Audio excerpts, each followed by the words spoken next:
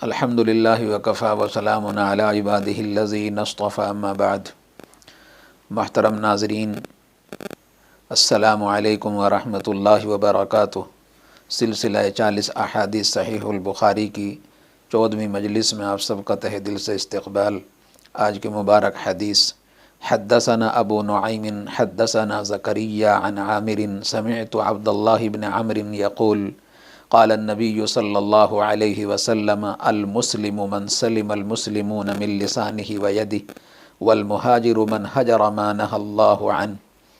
حضرت عبداللہ بن عمرو رضی اللہ تعالیٰ عنہ فرماتے ہیں کہ رسول اللہ صلی اللہ علیہ وسلم نے ارشاد فرمایا، حقیقی مسلمان وہ ہے جس کی زبان اور جس کے ہاتھ سے دوسرے مسلمان محفوظ رہیں، اور حقیقی مہاجر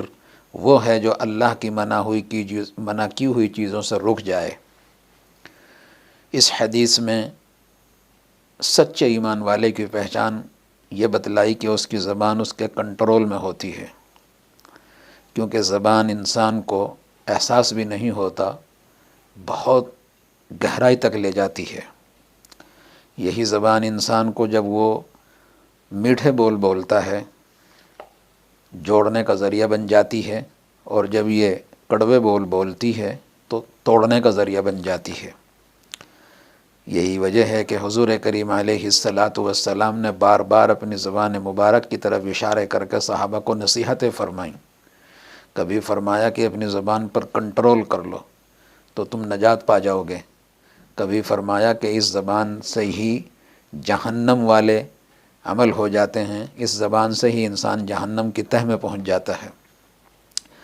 تو حقیقی ایمان والے کی پہچان یہ نہیں بتلائی کہ وہ کثرت سے نماز پڑھتا ہوگا، کثرت سے تلاوت کرتا ہوگا، کثرت سے تسبیحات پڑھتا ہوگا۔ یہ سب اعمال ہیں، عبادات ہیں، فضائل ہیں، اس کی فضیلتیں ہو سکتی ہیں، ثواب ملتا ہے، لیکن پہچان جو ہوتی ہے سچے ایمان والے کی وہ اس کی زبان سے ہو جاتی ہے، کہ اس کے بولنے سے پتہ چل جاتا ہے کہ یہ کیسا ایمان والا ہے۔ اس کی زبان سے ہمیشہ ایسے الفاظ نکلتے ہیں جس سے دوسروں کو تسلی ملتی ہے، دوسرے کے دلوں کو سکون ملتا ہے، اور آگے والا یہ محسوس کرتا ہے کہ میں اس کے پاس اگر جاؤں تو میری بے عزتی کا مسئلہ نہیں بنے گا، یا میری اس کی مجلس میں بے عزتی نہیں ہوگی کہ مجھے عجیب سا محسوس ہو۔ گویا کہ ایمان والے کے پاس جا کر کے انسان کو سکون مل جاتا ہے، اس کے ہاتھ سے بھی، اس کی زبان سے بھی، اس کے ہر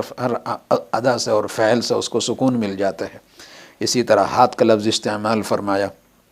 پہلے زبان کا لفظ استعمال فرمایا، پھر ہاتھ کا لفظ استعمال فرمایا، پھر آگے فرمایا مہاجر۔ مہاجر وہ ہوتا ہے کہ اپنے دین کی حفاظت کے لیے ایک جگہ چھوڑ کر دوسری جگہ منتقل ہو جانا، لیکن آپ نے اس حدیث پاک میں یہ فرمایا کہ حقیقی مہاجر وہ ہے جو اللہ کی منع ہوئی کی چیزوں سے بچ جائے۔ آنکھ کی حفاظت غلط دیکھنے سے، ہاتھ کی حفاظت غلط پکڑنے سے، کان کی حفاظت غلط سننے سے، دل دماغ کی حفاظت غلط سوچنے سے، اپنے ہر عضو کی حفاظت غلط چیزوں کی طرف جانے سے کی جائے تو یہ حقیقت میں حقیقی مہاجر کہلاتا ہے۔ گناہوں سے بچنا انسان کے لیے بڑا مشکل ہوتا ہے، اور اعمال کرنا، اس کے لیے تلاوت کرنا، اس کے لیے زکوٰۃ صدقہ خیرات کرنا یہ آسان ہوتا ہے۔ انسان نماز پڑھ لیتا ہے، کوئی ضروری نہیں کہ یہ نمازی حقیقت میں غلط کاموں سے بھی رکتا ہوگا، اگرچہ نماز غلط کاموں سے روکتی ہے، لیکن اس کی پہچان جب ہوتی ہے، جب وہ غلط کاموں سے رکتا ہے تو اس کا مطلب یہ ہے کہ اس کی نماز میں جان ہے، اس کے روزوں میں جان ہے، اس کی عبادت میں جان ہے، اس کی تلاوت میں جان ہے۔ اس لیے اس حدیث پاک میں فرمایا حقیقی مہاجر وہ ہے جو اللہ کی منع کی ہوئی چیزوں سے بچتا ہے۔ اللہ پاک ہم سب کو ان احادیث پر عمل کی توفیق عطا فرمائے۔ آخر میں درخواست ہے، جیسا کہ حدیث پاک میں پہلے بھی کہہ چکا ہوں، کہ اللہ تعالیٰ تر و تازہ کر دے اس میرے امتی کی زندگی کو، اس کے چہرے کو، جو میری ایک حدیث سنے اور اس کو یاد کرے اور دوسروں تک پہنچا دے۔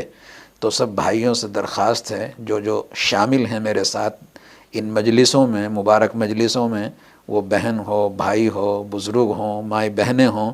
اپنے جاننے والوں تک، اپنے گروپس کے اندر ان احادیث کو منتقل کریں، شیئر کریں اور سبسکرائب کریں۔ انشاءاللہ اس سے آپ کو ثواب بھی ملے گا، اور آپ اس حدیث کے مصداق بنیں گے جس میں کہا گیا کہ اللہ تر و تازہ کر دے اس کی زندگی کو، جو میری ایک حدیث سنے اس کو یاد کرو اور دوسروں تک پہنچائیں۔ تو میری درخواست ہے ہر بھائی بہن جو سنتے ہیں دیکھتے ہیں وہ کم